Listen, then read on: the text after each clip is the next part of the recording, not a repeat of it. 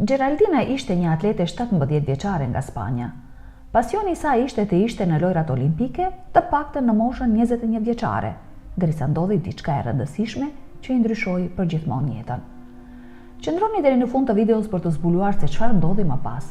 Abonohuni në kanal dhe mos harroni të shpërndani videon me miqtë tuaj. Geraldina po përgatitej për një udhëtim në mal me disa nga shoqet e saj të skuadrës që stërviteshin në pistë me të. Ajo mezi priste aventurën emocionuese, por pak e dinte që terrori do ta godiste në këtë udhëtim. Geraldina me 2 miket e saja, Li dhe Pam, hypën në makinën e babait të Pamit në një kabinë thellë në pyll dhe në një vend ku ndodheshin malet dhe shtretërit më të mrekullueshëm të lumejve. Ata do ta kalonin kohën e jetës së tyre. Prindërit e Pam ishin jashtëzakonisht të pasur dhe ata zotronin kabinën. Lili ishte një vajzë mesatare që i pëlqente librat, ndërsa jeta e Geraldinës ishte rrotulluar gjithmonë rreth pistës, pasi nëna e saj ishte gjithashtu një atlete. Ajo jetonte me nënën e saj beqare, e cila nuk pranonte asgjë përveç më të mirës, kështu që Geraldina ishte gjithmonë nën presion. Udhëtimi ishte një mënyrë e shkëlqyer për t'u larguar nga i gjithë presioni dhe kur mbriten. Gjëja e parë që Geraldina donte të bënte ishte të notonte, pasi ishte shumë nxehtë dhe vozitja zgjati gati 3 orë. Gjëja që ajo pa dukej si një gjarpër, por nuk ishte i gjatë, kishte kokën e një gjarpri me turp të shkurtër dhe dukej sikur ishte drejtuar drejt fytyrës së saj. Pavarësisht tronditjes fillestare, ajo vazhdoi me kujdes sjelljen dhe lëvizjen e krijesës, duke përcaktuar nëse do të kishte ndonjë rrezik të menjëhershëm. Ajo mendoi ngadalë të dilte që aty. Geraldina notoi përsëri me gjithë fuqinë e saj, duke përpjekur të mposhte krijesën e shpejtë që po merrte vrull, dhe pak para se të godiste sipërfaqen, ajo ndjeu një zhurmë në vesh. A e kapi krijesa. Kur arriti në sipërfaqe, ajo bërtiti që miqtë e saj të dilnin nga ujë dhe ata notuan sa më shpejt që të mundeshin duke tërhequr Geraldinën pasi ajo ishte në panik. Pas notit, vajzat bën dush dhe morën diçka për të ngrënë nga një restorant aty pranë. Ata u ulën jashtë në verandë dhe pan perëndimin e diellit, por Geraldina ishte ende e shqetësuar për atë që ndodhi në ujë. Temperatura e saj filloi të rritet dhe miqtë e saj u shqetësuan.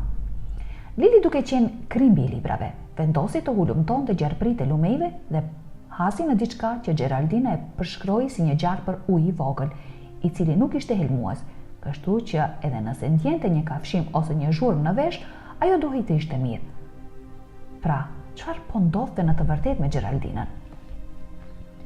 Pam e pyeti nëse do të dëshironte të shkonte tek një mjek, por Geraldina këmbën nguli se ajo do të ishte mirë në mëngjes.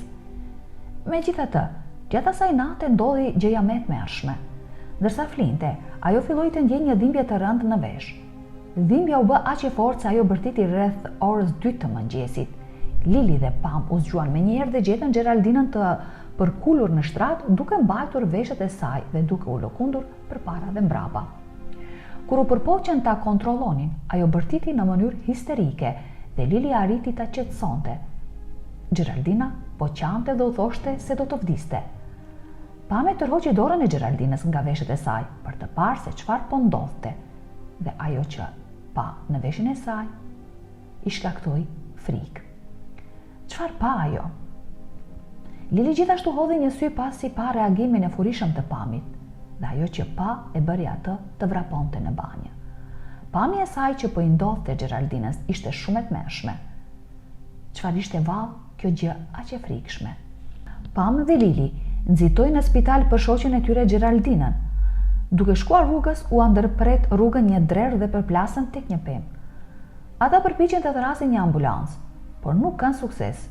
Veshi i Geraldinës është mbërthyer dhe gjaku rrjedh nga veshi i saj. Lili dhe Pam përpiqen ta mbajnë zgjuar, por asnjë automjet nuk vjen. Pam përdor piskatore dhe alkool për të kapur kokën e krijesës, por gjarpri mbetet i gjallë dhe i frikshëm. Pas një ore, Geraldina mbyll syt, duke pyetur nëse krijesa i mori jetën. Lili dhe Pam u friksuan tej mase ndërsa përpiqeshin të shpëtonin shoqen e tyre dhe në më fund u shfaq një kamion. Vajzat qëndruan duke bërë me dorë duke u siguruar që mjeti të ndalonte. Një burr i gjatë doli jashtë dhe vajzat ishin mirënjohëse që ishte një person i denjtë që do t'i ndihmonte ta çonin Geraldinën në spitalin më të afërt. Kur mjekët panë se çfarë kishte brenda veshëve të saj, të gjithë u tronditën. Kjo ishte diçka që nuk kishte ndodhur kurrë më parë, dhe ata nuk e kishin idenë se si do ta nxirrnin këtë gjarpër pasi ishte ende gjallë dhe lëvizte. Ata e quan Geraldinën tek njësia e kujdesit intensiv dhe miqtë e saj qëndruan në zonën e pritjes duke shpresuar se gjithçka do të ishte në rregull. Mjekët u përballën me operacionin më sfidues që kishin hasur ndonjëherë, pasi gjarpri dukej i humbur fort. Çfarë veprimi do të zgjidhin më pas? Geraldinës ju desh t'i nënshtrohej një operacioni të madh, që nënkuptonte prerjen e llapës së veshit për të nxjerrë krijesën jashtë. Pasi e nxorën gjarprin, ndodhi diçka tjetër, e cila i shqetësoi të gjithë në sallën e kirurgjisë. Skanimi tregoi se Geraldina kishte një dëmtim në tru, gjë që e vendosi atë në koma. Mjekët provuan gjithçka, por gjarpri në një farë mënyrë preku disa korda vitale përmes veshit, gjë që bëri që truri i saj të ngadalsohej. Kush do ta kishte menduar se një udhëtim i thjesht do të shkaktonte kaq shumë dëme? A do të shërohej ndonjëherë Geraldina nga kjo koma? Pam dhe Lili u shkatruan dhe nëna e Geraldinas fajsoi vajzat për gjithçka, duke thënë se ato ishin gjithmonë xheloze për vajzën e saj, kështu që miqt nuk e kishin imagjinuar ndonjëherë se aventura e tyre në male do të rezultonte në këtë mënyrë. Nëna e Geraldinas nuk pranoi t'i linte vajzat të shihnin vajzën e saj, dhe kjo i lëndoi shumë Lilin dhe Pamin, sepse ata nuk kishin dashur që dikush të lëndohej. Një vit më vonë, Geraldina është e paralizuar nga koka tek këmbët, me vetëm sytë që i lëviznin. Nëna e saj punsoi një infermiere për t'u kujdesur për të dhe ajo luftonte për të paguar faturat mjekësore. Një ditë, Geraldina sheh një gjarpër shtëpie që zvarritet në një mur, të cilit i friksohet. Ajo imagjinon duke ngritur dorën e saj të djathtë dhe përpiqet ta imagjinoj atë duke lëvizur.